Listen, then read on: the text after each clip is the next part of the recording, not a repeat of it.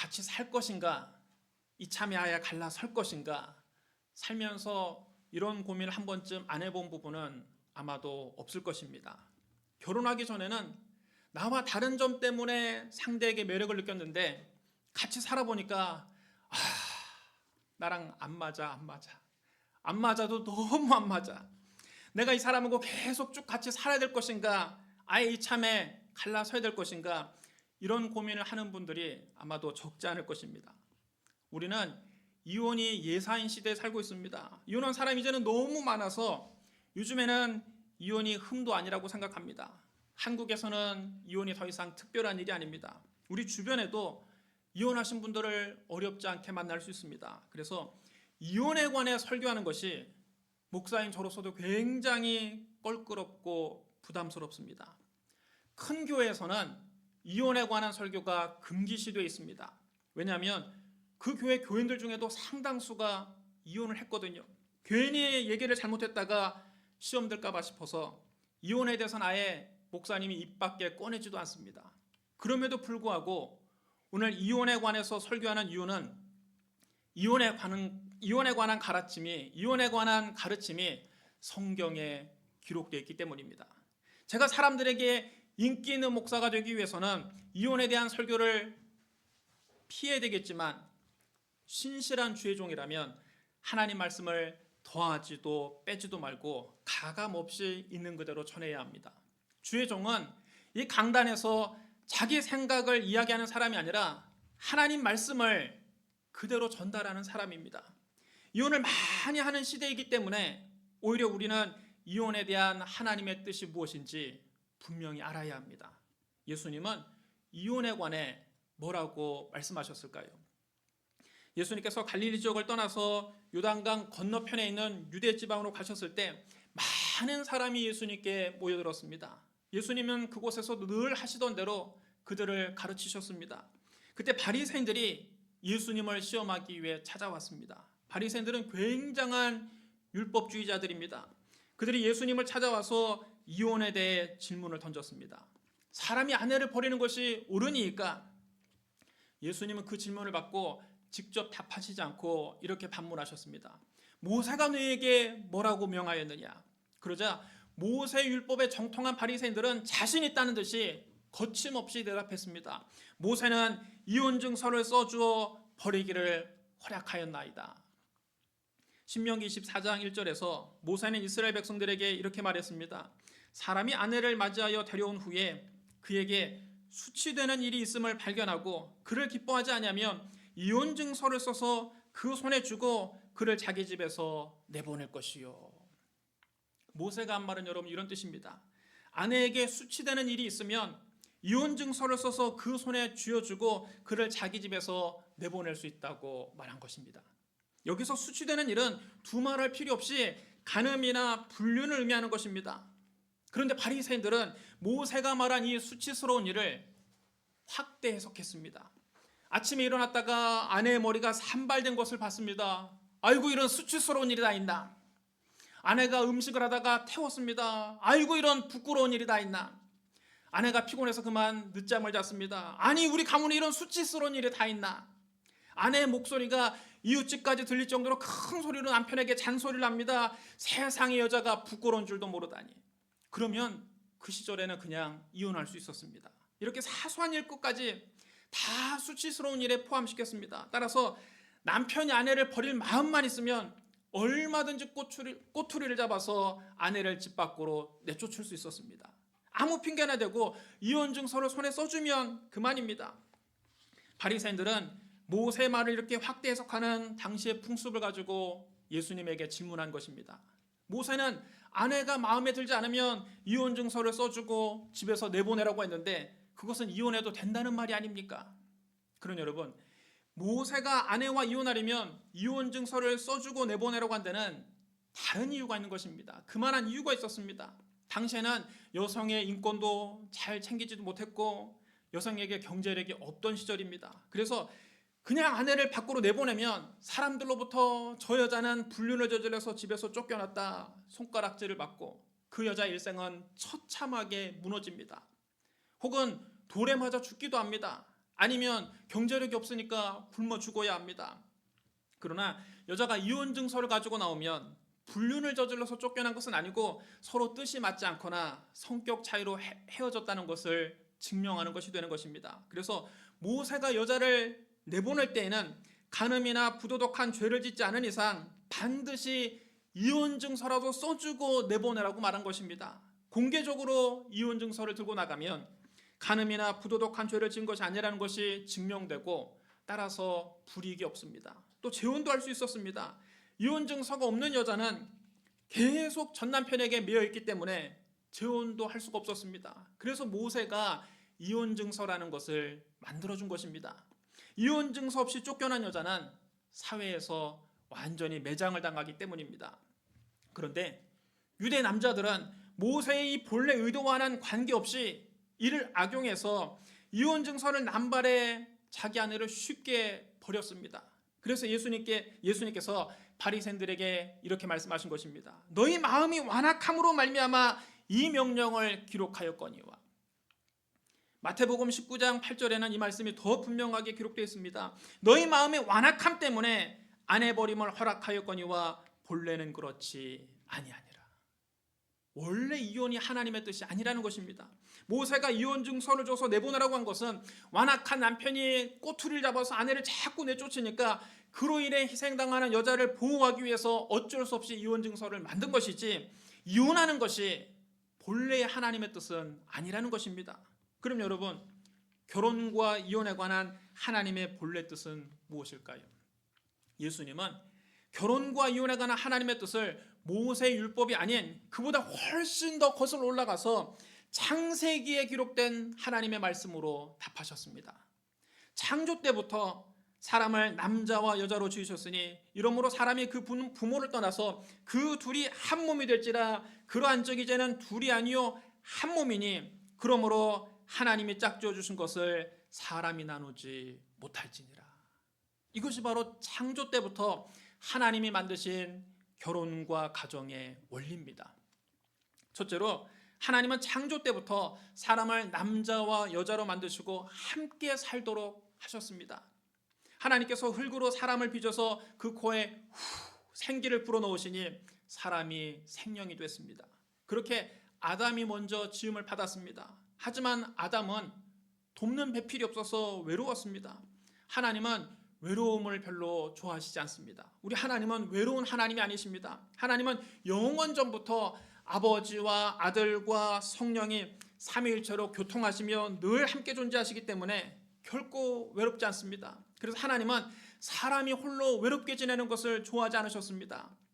사랑하는 대상이 있어야지 혼자서 아무리 사랑한다고 외쳐봐야 소용없습니다. 사랑이란 마음을 서로 주고 받는 것입니다. 혼자서는 사랑할 수 없습니다. 사랑은 반드시 대상이 있어야 합니다. 혼자 살면 사랑을 체험할 수 없습니다. 혼자 살면 사랑을 온전히 알 수도 없습니다.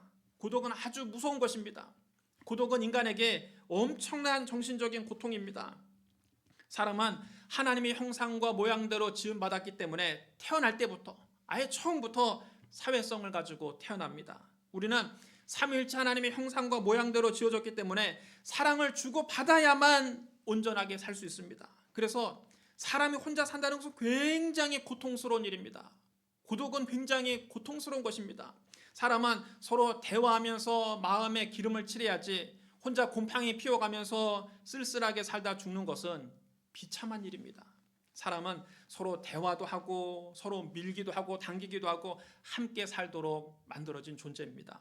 한자로도 사람 인자는 여러분 두 사람이 서로 기대고 있는 모습을 형상화했습니다. 사람은 혼자 살 수 없고 둘이서 서로 기대어서 함께 사는 존재라는 뜻입니다. 하나님께서 아담을 지으시고 혼자 사는 것이 별로 좋지 않다고 생각하셨습니다. 그래서 아담을 깊게 잠들게 하시고 그의 갈빗대 하나를 취해서 그것으로 여자를 만드셨습니다. 하나님은 왜 아담의 갈빗대를 취해서 여자를 만드셨을까요?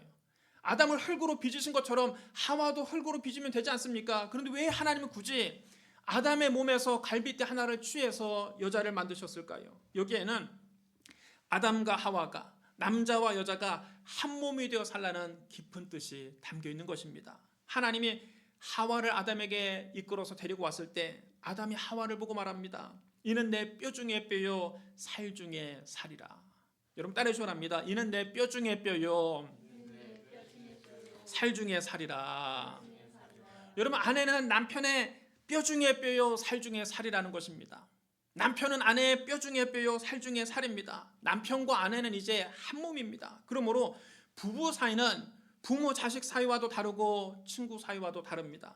뼈를 나누었기 때문에, 살을 나누었기 때문에 둘이 아니라 이제는 하나입니다. 한 몸입니다. 그런데 하나님께서 아담의 머리뼈 일부를 취해서 여자를 만들 수도 있고 발꿈치 뼈에서 조금 떼서 여자를 만들 수도 있는데 왜 굳이 옆구리에 있는 갈비뼈를 취하셨을까요? 우선 갈비뼈는 심장을 감싸고 보호합니다. 그러므로 갈비뼈를 취한 데는 서로 감싸주고 서로 아껴주고 사랑하라는 뜻입니다. 부부는 서로 따지고 잘못을 드러내는 관계가 아니라 사랑으로 서로 감싸주는 관계라는 뜻입니다. 부부간에 서로 네가 잘났다 내가 잘났다 이성적으로 따지고 계산하고 꼬치꼬치 캐물으면 안 됩니다. 그리고 장사하는 것처럼 계산기를 두드리고 따지면 안 됩니다. 이혼 전문 변호사가 얼마 전에 TV에 나와서 하는 얘기를 들어보니까 요즘에는 황혼이혼보다 신혼이혼이 더 많다고 합니다. 예전에는 황혼이혼이 많았는데 이제는 신혼이혼이 많은데, 신혼이혼은 결혼한 지 4년 내에 이혼하는 부부를 신혼이혼이라고 합니다. MZ세대가 주로 이혼하는 이유는 서로 손해를 안 보겠다는 것입니다. 요즘 젊은이들은 결혼을 해도 각자의 소득을 각자 관리합니다. 그리고 생활비를 반씩 부담을 하는데, 공동 생활비로 아내가 가서 장을 봤는데 장을 볼 때 여성용품을 사오면 남편이 그걸 가지고 따진다는 겁니다. 왜 영수증에 여기 생리다가 있느냐? 다음 달에는 네가 생활비를 더 내라. 그럼 아내도 지지 않습니다. 너도 맥주 5캔을 사지 않았느냐? 나는 한 캔밖에 안 마셨다. 비율로 따지자. 이런 작은 것 가지고 자꾸 감정싸움을 하다가 이런 사소한 감정싸움이 쌓여서 결국에는 얼마 길지도 않은 그 짧은 결혼 생활을 마무리 짓는다는 것입니다. 여러분, 이렇게 계산적으로 따지고 잘못을 들추어내서 서로 지적하면 안 됩니다. 갈비뼈가 심장을 감싸고 보호하는 것처럼 서로 감싸주고 돌봐주는 것이 부부입니다. 또 갈비뼈는 동등함을 의미하는 것입니다. 만약 하나님이 아담의 머리뼈를 취해서 여자를 만드셨다면 여자가 남편 머리 위에 있을 것입니다. 여자가 남자 위에 있을 것입니다. 반대로 아담의 발꿈치뼈를 취해서 여자를 만드셨다면 여자는 남편에게 늘 짓밟혀 살 것입니다. 하지만 갈비뼈를 취하신 것은 동등하다는 것을 의미하는 것입니다. 남자와 여자가 함께 살되 서로 사랑하면서 살고 누가 높은 것이 없고 낮은 것이 없이 동등하게 살라는 깊은 뜻이 담겨 있는 것입니다. 둘째로 예수님은 남자와 여자가 결혼하면 이제는 둘이 아니라 한 몸이라고 하셨습니다. 창세기 2장 24절에서 하나님이 말씀하셨습니다. 이러므로 남자가 부모를 떠나 그 아내와 합하여 둘이 한 몸을 이룰지로다. 여러분 따라해 주시기 바랍니다. 둘이 한 몸을 이룰지로다. 예수님이 이 말씀을 인용하셔서 말씀하신 것입니다. 이러므로 사람이 그 부모를 떠나서 그 둘이 한 몸이 될지라. 이러한 적이 이제는 둘이 아니요 한 몸이니 그러므로 하나님이 짝지어 주신 것을 사람이 나누지 못할지니라. 하나님이 태초에 사람을 창조하시되 남자와 여자를 창조하셨습니다. 그리고 남자와 여자가 합해서 한 몸을 이루게 하셨습니다. 남자와 여자가 결혼한다는 것은 한 몸이 되는 것을 의미합니다. 이제는 둘이 아니라 하나입니다. 이러므로 하나님이 짝지어 주신 것을 사람이 자기 마음대로 나눌 수 없습니다. 한 번 결혼하면 다시 나눌 수 없다는 뜻입니다. 그렇기 때문에 우리는 결혼하기 전에 기도를 많이 하고 신중해야 됩니다. 신중하고 또 신중해야 됩니다. 정말 하나님이 나에게 짝져 준 사람이 맞는가 기도해보고 결혼해야지, 하나님이 짝져 주지도 않았는데 그냥 자기 뜻대로 자기 감정에 이끌려서 짝지었다가 평생 후회하고 불행하게 사는 사람이 여러분 얼마나 많이 있습니까? 우리는 기도를 많이 하고 성령의 인도를 받아서 하나님이 짝져 준 사람과 결혼해야 합니다. 인물 보고 결혼하거나 재력 보고 결혼하거나 학력 보고 결혼하거나 집안 보고 결혼하는 것은 하나님이 짝져 주셨다고 할 수 없습니다. 정략 결혼은 더더욱 하나님이 짝져 주신 것이 아닙니다. 그런 결혼은 사람이 조건을 보고 억지로 짝을 지은 것입니다. 그런 결혼은 나중에 큰 불행을 가져올 수 있습니다. 여러분, 우리나라도 지금 대기업 회장님과 그 사모님이 세기의 이혼을 앞두고 있지 않습니까? 정략으로 결혼했습니다. 대통령의 딸과 대기업 아들이 결혼했는데 여러분, 결국에 가서는 파경을 맞고 서로 불행하지 않습니까? 결혼은 하나님이 짝져 주신 대로 해야 됩니다. 그리고 일단 짝을 지었으면 죽음 이외에는 갈라설 수 없는 것입니다. 하나님이 짝져 주신 것을 사람이 나눌 수 없는 겁니다. 이것이 본래 하나님이 만들어 주신 결혼 제도입니다. 셋째로, 예수님은 아내를 버리고 다른 데 장가드는 것이나 남편을 버리고 다른 데 시집가는 것을 간음이라고 하셨습니다. 예수님께서 이혼에 대해서 워낙 강하게 말씀하시니까 여러분도 좀 당황스럽죠. 요즘같이 이혼이 흔한 시대에 이게 무슨 시대착오적인 말씀이냐 이렇게 생각하는 분도 있을 것입니다. 제자들도 그랬습니다. 예수님께서 이혼에 대해서 너무 강하게 말씀하시니까 제자들도 적지 않게 당황했습니다. 그래서 숙소에 돌아와서 제자들이 조용히 이혼에 대해 다시 여쭤보았습니다. 그러자 예수님이 더 단호하게 말씀하십니다. 누구든지 그 아내를 버리고 다른 데 장가드는 자는 본처에게 간음을 행함이요, 또 아내가 남편을 버리고 다른 데로 시집가면 간음을 행함이니라. 남자가 자기 아내를 버리고 다른 여자와 재혼을 하면 간음죄를 범한 것이라는 겁니다. 여자도 남편을 버리고 다른 남자와 재혼하면 간음죄를 범하는 거라고 하셨습니다. 어떤 분이 이렇게 반문할지 모릅니다. 아니, 합법적으로 이혼을 다 하고 다른 사람과 재혼했는데 그게 어떻게 간음입니까? 물론 현행법적으로는 간음이 아닙니다. 그러나 그것은 어디까지나 인간이 만들어 놓은 법률상 간음이 아닌 것이지, 하나님이 보실 때에는 멀쩡하게 살아있는 남편을 놔두고 다른 데 시집가는 것이나 본처가 눈을 시퍼렇게 뜨고 있는데 다른 데 장가드는 것은 다 간음이라는 것입니다. 시대가 바뀌어도 하나님 말씀은 바뀌지 않습니다. 저 하늘이 무너지고 이 땅이 꺼져도 하나님 말씀은 1.1핵도 변하지 않습니다. 하나님의 뜻은 분명합니다. 하나님이 짝지어 주신 것을 사람이 나누지 못할지니라. 여러분 따라하시라 합니다. 하나님이 짝지어 주신 것을 사람이 나누지 못할지니라. 결혼은 단순히 내 마음에 드는 사람과 하는 것이 아닙니다. 결혼할 때는 내가 결정한 것 같아도 되돌아보면 그것이 하나님이 짝지어 주신 것입니다. 하나님께서 예정하신 사람을 만나게 하셨고 사랑하게 하셨고 결혼하게 하신 것입니다. 그러므로 하나님이 짝지어 주신 것을 자기 마음대로 합쳤다 헤어졌다 또 다른 사람과 합쳤다 또 헤어졌다 할 수 없는 겁니다.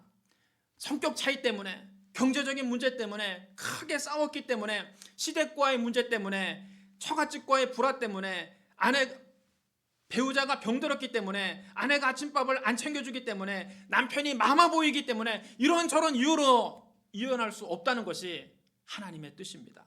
우리 그리스도인들은 세상을 따라 사는 사람이 아니라 하나님 말씀을 따라 사는 사람들입니다. 세상이 변하고 법이 바뀌었다고 해서 우리 그리스도인들도 세상 풍속을 따라 살면 안 됩니다.